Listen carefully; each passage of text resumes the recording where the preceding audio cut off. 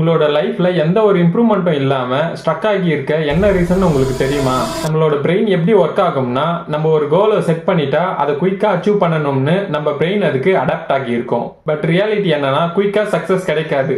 இதனால நீங்க செட் பண்ண கோலை பிரெயின் டிமோட்டிவேட் ஆகி கிவ் அப் பண்ணிடும்.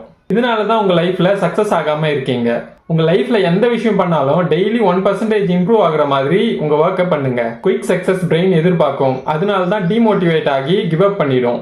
இதுவே டெய்லி 1% இம்ப்ரூவ் பண்றப்போ பிரெயின் டிமோட்டிவேட் ஆகாம ஒர்க் பண்ணிட்டே இருக்கும். And at the end of the year நீங்க 37% உங்க லைஃபை இம்ப்ரூவ் பண்ணியிருப்பீங்க. ஒரு புக்கை ஒரே நாள்லயே படிச்சு முடிக்கணும்னு நினைச்சா கண்டிப்பா ரொம்பவே கஷ்டம்.